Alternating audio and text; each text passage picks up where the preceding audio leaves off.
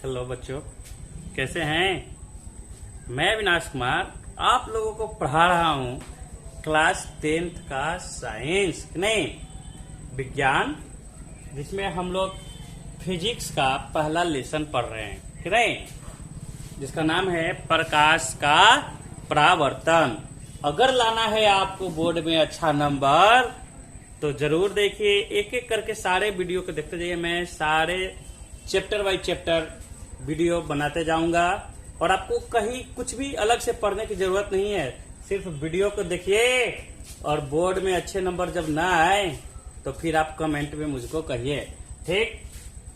आपको मेरा चैनल का नाम दिख रहा होगा बोर्ड पे, excellent study bye Avinash sir, नहीं? आप जहां वीडियो देख रहे होंगे उसके नीचे चैनल को प्लीज सब्सक्राइब कीजिए और ये नीचे में सब्सक्राइब लिखा हुआ होगा उसको दबाइए और घंटे भी बजाइए, ठीक ना?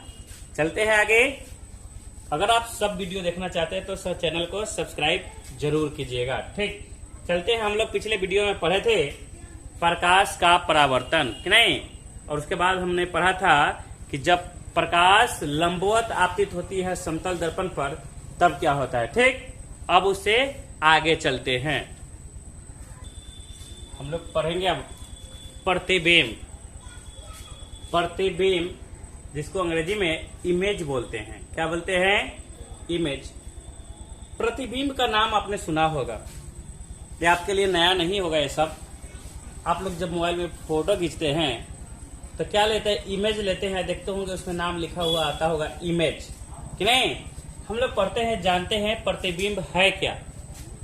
प्रतिबिंब है क्या, प्रतिबिंब किसे कहते हैं कि नहीं, सुन के याद कर लेना है, रट्टा नहीं मारना है, ठीक ना?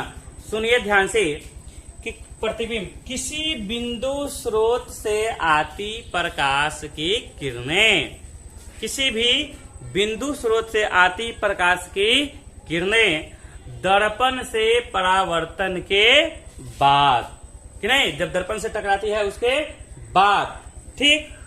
जिस बिंदु पर मिलती है या मिलती हुई प्रतीत होती है उसे उस बिंदु स्रोत का प्रतिबिंब कहते हैं। क्या कहते हैं? प्रतिबिंब। चलिए इसको लिखते हैं। प्रतिबिंब जान गए किसे कहते हैं? प्रतिबिंब कितने प्रकार का होता है जानते हैं? प्रतिबिंब कितने प्रकार का होता है? 2 प्रकार का। चलिए इसको लिख लेते हैं, ठीक? आप लोग भी नोट कर लीजिए। चलिए आपके सामने लिखा हुआ है इसका डिफिनेशन प्रतिबिंब का, कि नहीं? आप इसको नोट कर लीजिए, लिख लीजिए। कॉपी पेन जरूर लेके बैठिए, ठीक ना? मैं बार बार कहता हूँ, आप इसको नोट करते चलिएगा। कोई नोट्स दूसरा पढ़ने की जरूरत नहीं है, आप देखते रहिए, याद भी होते रहेगी और नोट भी करते रहिएगा, अच्छा रहेगा आपके लिए, नहीं? तो एक बार जान लेते हैं कि किसी बिंदु स्रोत से आती प्रकाश की किरणें दर्पण से परावर्तन के बाद जिस बिंदु पर मिलती है या जिस बिंदु से आती हुई प्रतीत होती है, नहीं?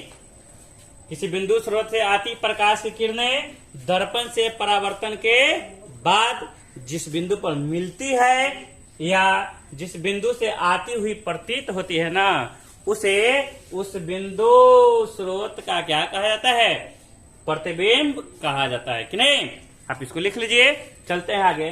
अब आपसे पूछ सकता है क्वेश्चन कि प्रतिबिंब कितने प्रकार का होता है, कि नहीं? क्वेश्चन तो बनता है और पूछता भी है बोर्ड में, कि नहीं? प्रतिबिंब कितने प्रकार का होता है? तो प्रतिबिंब जान लीजिए, प्रतिबिंब 2 प्रकार का होता है। कितने प्रकार का? 2 प्रकार का, ठीक ना? कौन कौन? वास्तविक प्रतिबिंब जिसको अंग्रेजी में रियल इमेज बोलते हैं। क्या बोलते हैं? Real image. और दूसरा होता है काल्पनिक प्रतिबिंब, कि नहीं? जिसे वर्चुअल इमेज बोलते हैं। क्या बोलते हैं? Virtual image. चलिए उसको भी लिख देते हैं, आप उसको भी नोट कर लीजिएगा, ठीक ना? हम हट जाते हैं, आप इसको नोट कर सकते हैं, स्क्रीनशॉट भी मार सकते हैं। अब आपके सामने ये रहा कि प्रतिबिंब कितने प्रकार का, हमने क्या बताया? प्रतिबिंब 2 प्रकार का, कि नहीं? प्रतिबिंब कितने प्रकार का होता है? 2 प्रकार का। नंबर 1 वास्तविक प्रतिबिंब जिसको अंग्रेजी में रियल इमेज बोलते हैं। क्या बोलते हैं? Real image. और दूसरा होता है आभासी या काल्पनिक प्रतिबिंब, नहीं? आप इसको आभासी कहिए या काल्पनिक प्रतिबिंब, जिसको अंग्रेजी में कहते हैं वर्चुअल इमेज, कि नहीं। आप इसको नोट कर लीजिए। अब आगे चलते हैं कि वास्तविक प्रतिबिंब किसे कहते हैं, व्हाट इज रियल इमेज, कि नहीं। वास्तविक प्रतिबिंब क्या है, कि नहीं। तो देखिए, आपको अगर प्रतिबिंब की परिभाषा अभी हमने पढ़ाया पीछे, अभी बताया, अगर वो याद होगा, ध्यान में होगा आपको, तो उसमें कुछ नहीं करना है, बस थोड़ा सा दिमाग लगाना है, रट्टा नहीं मारना है, थोड़ा सा दिमाग लगाइए, उसी परिभाषा से आपका काम चल जाएगा। हमने बताया था कि नहीं कि प्रतिबिंब क्या है, तो किसी बिंदु स्रोत से आती प्रकाश की किरणें दर्पण से परावर्तन के बाद जिस बिंदु पर मिलती है या जिस बिंदु से आती हुई प्रतीत होती है, उसे उस बिंदु स्रोत का प्रतिबिंब कहते हैं। लेकिन उसी में थोड़ा सा चेंज कर देते हैं ना, तो दोनों का ये डिफिनीशन उसी से मिलता है, ठीक। पहला है वास्तविक प्रतिबिंब, तो जब किसी बिंदु पर वास्तव में मिलेगी ना, वास्तव में रियल में जब मिलेगी ना, तब उसको वास्तविक प्रतिबिंब कहते हैं, कि नहीं। कैसे देंगे डिफिनेशन, कि किसी बिंदु स्रोत से आते प्रकाश की किरणें जब दर्पण से परावर्तन के बाद, किसी बिंदु स्रोत से आती प्रकाश की किरणें दर्पण से परावर्तन के बाद जब किसी बिंदु पर वास्तव में मिलती है, तो उसको रियल इमेज मतलब वास्तविक प्रतिबिंब कहते हैं, कि नहीं। जब वास्तव में मिलती है, ठीक ना। और जब किसी बिंदु स्रोत से आती प्रकाश की किरणें, जब किसी बिंदु स्रोत से आती प्रकाश की किरणें दर्पण से परावर्तन के बाद जिस बिंदु से आती हुई प्रतीत होती है, कि नहीं। किसी बिंदु स्रोत से आती प्रकाश की किरणें दर्पण से परावर्तन के बाद जिस बिंदु से आती हुई प्रतीत होती है ना, वास्तव में वहां मिलती नहीं है, बल्कि वहां से लगता है कि वहीं से आ रही है, कि नहीं, आती हुई प्रतीत होती है, तो उसको क्या कहा जाता है, आभासी या काल्पनिक प्रतिबिंब। तो और जान लीजिए, आगे चलिए हम लोग लिखते हैं, डिफिनीशन लिख देते हैं दोनों का, नोट कर लीजिएगा, ठीक। चलिए लिख लीजिए इसको। हमने लिखा कि नहीं, अभी आपको बताया था कि वास्तविक प्रतिबिंब लिखा हुआ है, आप इसको लिख लीजिए। एक बार फिर से समझ लेते हैं कि किसी बिंदु स्रोत से आती प्रकाश की किरणें परावर्तन के बाद, कि नहीं, परावर्तन के बाद जिस बिंदु पर वास्तव में मिलती है ना, उसे उस बिंदु स्रोत का क्या कहा जाता है, वास्तविक प्रतिबिंब। जब वास्तव में मिले तो वास्तविक प्रतिबिंब, और जब मिलता हुआ प्रतीत हो, लगे कि नहीं मिल रहा है लेकिन मिले नहीं, तो उसको आभासी या काल्पनिक। आगे जानेंगे। और थोड़ा ध्यान देने वाली बात यह है, कि नहीं, क्या नोट में देखिए, ध्यान देने वाली बात यह है कि वास्तविक प्रतिबिंब को पर्दे पर प्राप्त किया जा सकता है, पर्दा पे उतारा जा सकता है, प्राप्त किया जा सकता है। किसको, वास्तविक प्रतिबिंब को। ये तो जरूर याद रखिएगा, समझे कि नहीं। और दूसरा आगे कि यह वस्तु की अपेक्षा, वास्तविक प्रतिबिंब जो है ना, वह वस्तु की अपेक्षा हमेशा उल्टा होता है। कैसा होता है, उल्टा होता है, समझ गए।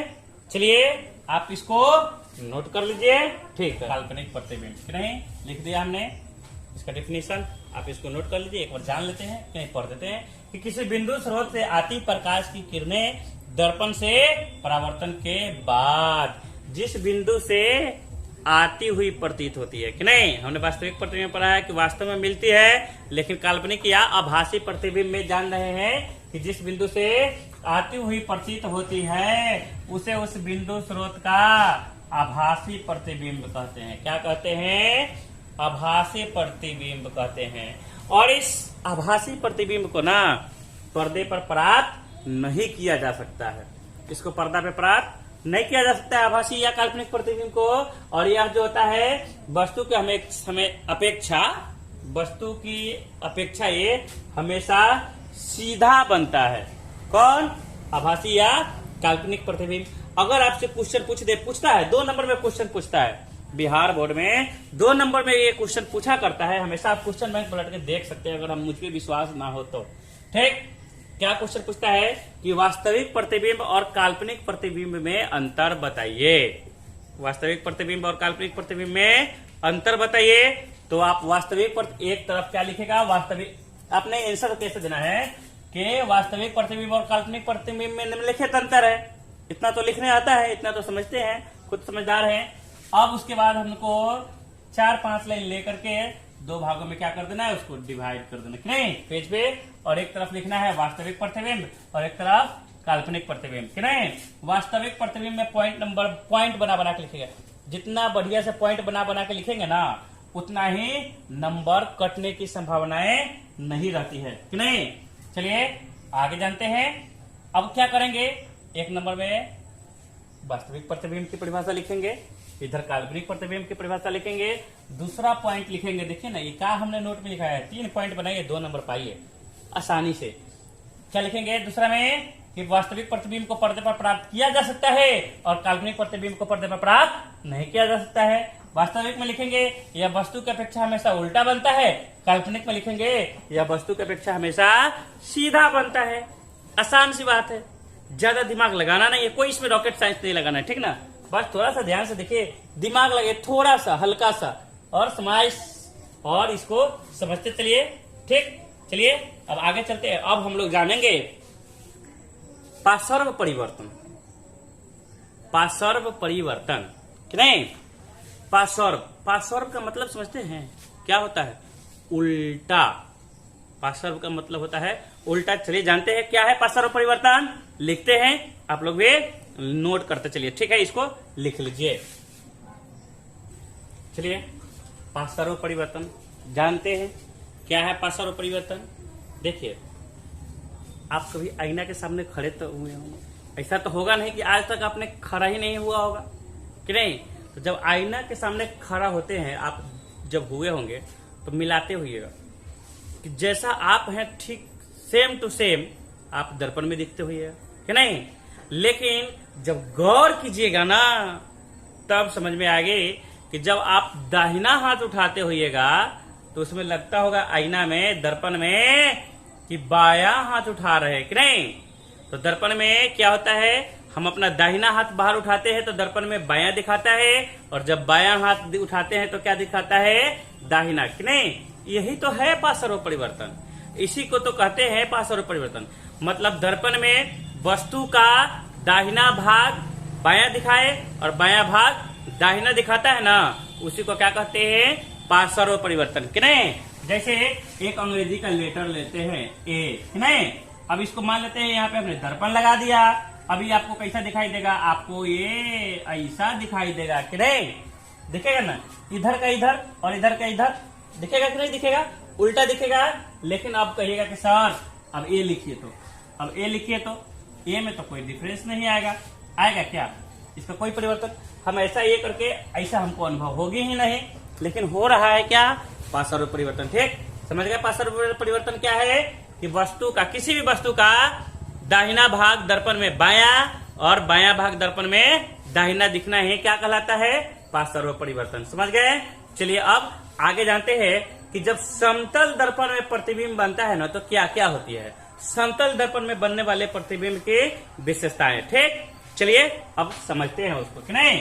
समतल दर्पण में बनने वाले प्रतिबिंब के विशेषताएं, चलिए हमने लिख दिया समतल दर्पण में बनने वाले प्रतिबिंब की विशेषताएं, नहीं। अभी हमने बताया।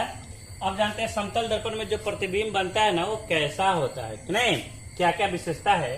तो प्रतिबिंब समतल दर्पण में दर्पण के पीछे बनता है, तो सब लोग जान रहे हैं, दर्पण में प्रतिबिंब दर्पण के पीछे बनता है। और प्रतिबिंब का आकार, दूसरा पॉइंट है, प्रतिबिंब का आकार जो होता है ना, वस्तु के आकार के बराबर, सेम टू सेम रहता है। मतलब जितना बड़ा वस्तु उतना ही बड़ा प्रतिबिंब, कि नहीं, बराबर। और तीसरा का क्या है कि प्रतिबिंब वस्तु की अपेक्षा सीधा बनता है, ठीक ना। वस्तु जैसी है उसकी अपेक्षा प्रतिबिंब सीधा बनता है, और है पार्श्विक रूप से उल्टा। हमने समझाया ना, दाहिना का बाया, बाया का दाहिना, कि नहीं। और आभासी भी बनता है, आभासी या काल्पनिक, कि नहीं। समतल दर्पण में जो प्रतिबिंब बनता है आभासी या काल्पनिक बनता है, जिसको पर्दे पर प्राप्त नहीं कर सकते हैं, कि नहीं। अगला है प्रतिबिंब दर्पण के उतना ही पीछे बनता है जितना वस्तु दर्पण से आगे रहता है। प्रतिबिंब दर्पण से उतना ही पीछे बनेगा जितना वस्तु आगे रहेगा, मतलब जितना आगे वस्तु उतना ही पीछे प्रतिबिंब, कि नहीं? समझ गए? चलिए, तो आज का क्लास यहीं पे खत्म करते हैं। आप प्लीज चैनल को सब्सक्राइब जरूर कीजिए, ठीक? और आगे पढ़ने के लिए हम फिर कल नया वीडियो लेकर के आ रहे हैं, इससे आगे पढ़ेंगे आप लोग उसमें, ठीक ना? आप लोग इसको नोट कर लीजिए, लिख लीजिए या स्क्रीनशॉट पे मार लीजिए और चैनल को सब्सक्राइब जरूर कीजिए और ज्यादा से ज्यादा शेयर कीजिए वीडियो को, ठीक ना? आप जितना वीडियो को शेयर करेंगे थोड़ा अच्छा रहेगा हमारे लिए, है नहीं? ज्यादा से ज्यादा शेयर कीजिए, चैनल को सब्सक्राइब कीजिए और बेल आइकन भी दबाइए ताकि सारी वीडियो का हमारा नोटिफिकेशन आप तक पहुंचता रहे। कैसा लगा? चलते हैं, फिर कल मिलेंगे। Okay, bye bye, Tata.